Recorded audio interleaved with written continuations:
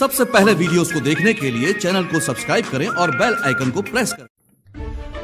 Bharatiya Janata party के प्रत्याशी और भोजपुरी फिल्मों के अभिनेता दिनेश लाल यादव निरहुआ के समर्थन में सीएम योगी आदित्यनाथ आजमगढ़ आए।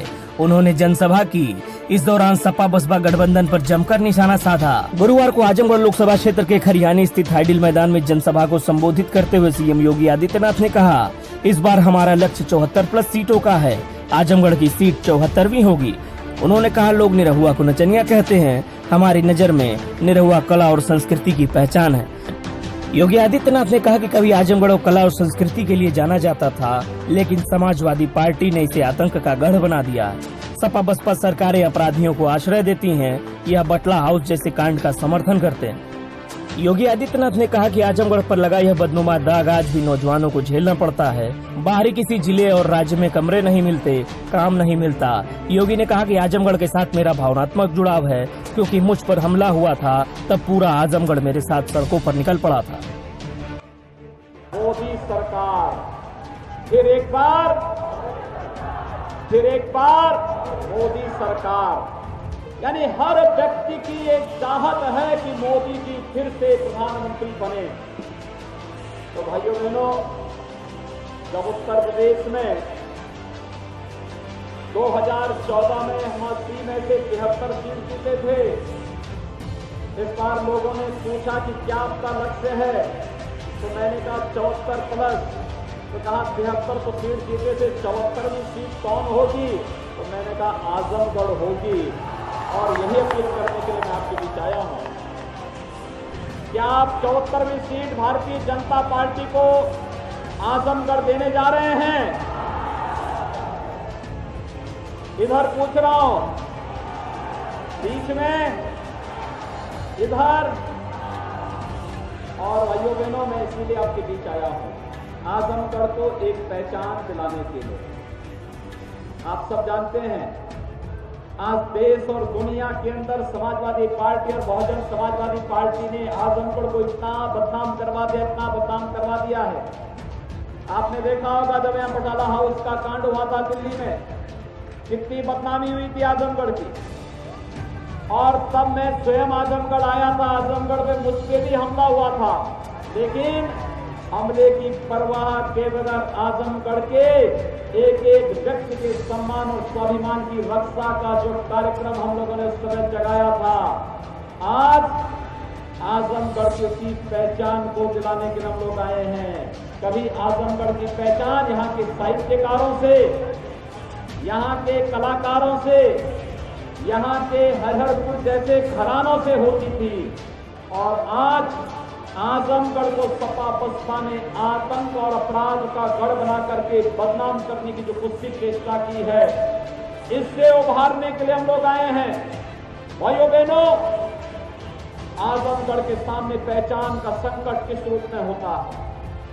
आज अगर आजमगढ़ का कोई नौजवान आजमगढ़ से कहीं बाहर जाता है, अगर वह आजमगढ़ नाम लेता है, होटल में कमरे नहीं मिलते, कोई किराए पे मकान नहीं देता, न जाने कहां पर क्या घटित हो जाए, क्योंकि जैसा नेतृत्व आजमगढ़ से चुन करके जाता था, वह उसी प्रकार की छाप आजमगढ़ के प्रत्येक व्यक्ति पर पहुंचती थी, और उसकी आंख से आजमगढ़ का प्रत्येक नागरिक उस तपिश में झुलसता हुआ दिखाई देता था। नौजवानों के सामने अपनी पहचान का संकट खड़ा होता था।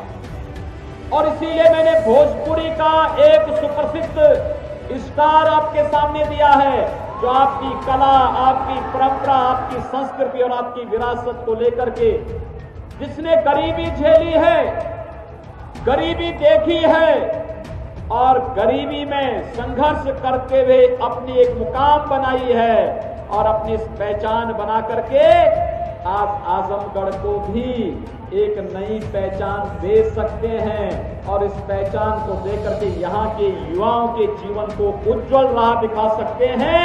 इसीलिए दिनेश लाल यादव निरहुआ को मैं आजमगढ़ में लेकर के आया हूं। भाइयों बहनों, इसीलिए लेकर के आया हूं।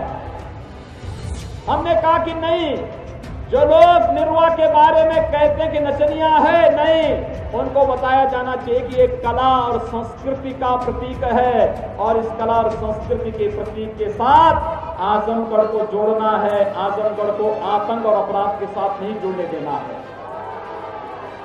यही अंतर है। सपा बसपा के लोग अपराध के साथ अपनी प्रवृत्ति जोड़ते हैं, अपने डीएनए को जोड़ते हैं, अपना पहचान जोड़ने का प्रयास करते हैं और इसलिए बटाला हाउस की घटना का समर्थन करते हैं। हम लोगों के लिए देश की सुरक्षा महत्वपूर्ण है, यहां का विकास महत्वपूर्ण है, यहां के प्रत्येक नागरिक के जीवन में खुशहाली आए, यह हमारे लिए महत्वपूर्ण है और इसी महत्वपूर्ण उपलब्धि के लिए आजमगढ़ में मेरा बार बार आना होता रहा है। भाइयों बहनों, जब हम लोग पूर्वांचल की बात करते हैं, एक तरफ गोरखपुर है, एक तरफ वाराणसी है, दोनों ने काफी विकास किया, विकास की प्रक्रिया के साथ काफी आगे बढ़े, लेकिन बीच का आजमगढ़, मऊ, जौनपुर, ये सारे के सारे क्षेत्र विकास से बहुत पीछे छूट गए थे।